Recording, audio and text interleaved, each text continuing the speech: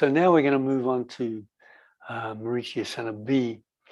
And of course, these postures for somebody who's living in Asia and Indian are no problem because they have open hips and open knees. But many people in the West, we have tight hips, or we've never used our hips to be open. We've always done things up and down, straight forward and back. We never create this movement, which they do in Asia because they're sitting on the floor. So they always learn to sit on the floor, the hips automatically open, so no problems. Here we're starting to get problems. So in Marichyasana, we're going to do half lotus. So we come to Dandasana, 7th position of Surya Namaskar, and then we're going to come into a half lotus. We're bringing the leg in and bending the leg, coming into this position. So again, if you're having trouble with your knees and hips, this is going to be a challenging posture for you.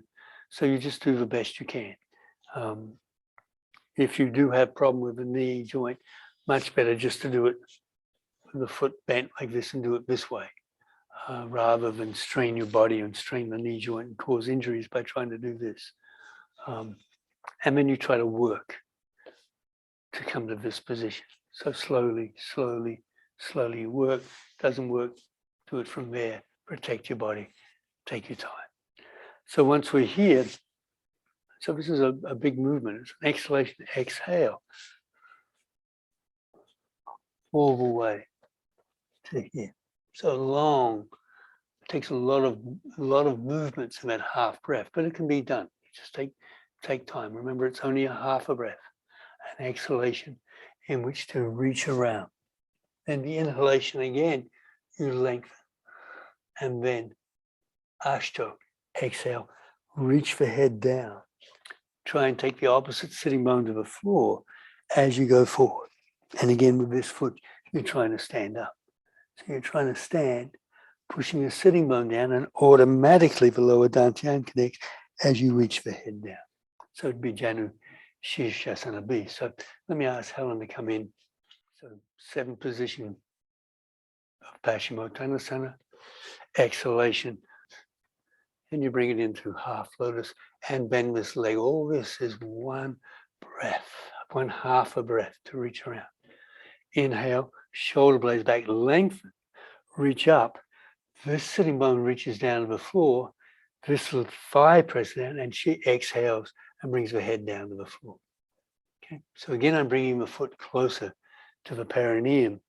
And again, this is for reasons that we're doing Marichyasana. If we understand Marichya, he was a sage who was becoming brahmacharya. So he was trying to create an action where he strengthened the organs of reproduction, control them. And this is what these postures are all about, for control of the organs of reproduction. And I asked Helen if she felt anything in her ovaries, and she said a little bit. So it's not as powerful for women as it is for men. Breathing in after 5 breaths. One more thing I'm going to talk about. I'm just going to adjust her arm a little bit so she can actually bring it up and reach around. And it doesn't matter which hand grabs. You know, I've been told let the rapper be the grabber. It doesn't matter. I see pictures of yogis, Krishnamacharya, Pattabhi. It doesn't matter if, you know, they were doing the opposite arm to what I was told. So I realize it's not that important. What can be important in it is the action you create with this hand. So you inhale as a relaxation, and exhalation, just a slight tightening on the wrist, which will again activate the yin and the yang. So we're activating yin and yang by working a relaxation of hands and just squeezing gently. Relax yin, squeeze gently yang, in coordination with the breath. After 5 breaths, inhale, come up. Exhale, stay, and then release and jump back into Chaturanga Dandasana. Then upward facing dog and downward dog, and Chaturdasha coming through for the left side. So again, 22 vinyasas as we've done in all the seated postures after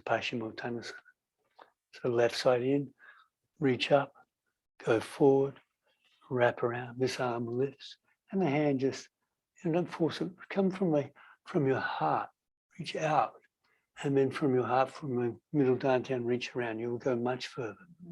Inhale, lengthening, and then trying to lift up, pushing the sitting bone down as you go forward.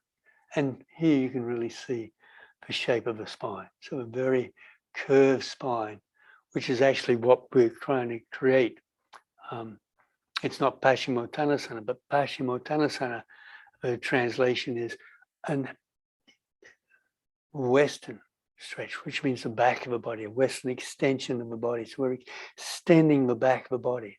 And it's a diameter, which is much more extension than what it would be if it was flat. If she was flat going forward, you can see not that much extension of the spine. But when we take this down, the spine is rounded, so it's much more extension. As she pushes the sitting bone down and reaches the head forward, she's going to ground much more, but the tailbone is going to go to the floor. 5 breaths. Inhale, come up. Exhale, release. And let's show you the variation. So variation would be just to place the foot on the floor like this and do the same thing. So we'd be going around this way if you're having trouble in the half lotus position. So a variation in the posture. As somebody asked me yesterday, I have many difficult postures. I'm going intermediate, but there's many postures I have difficulty and I cannot do. Can I miss them out? And the answer is no, you cannot. Not if you're doing the Ashtanga system. Every posture has to be dealt with.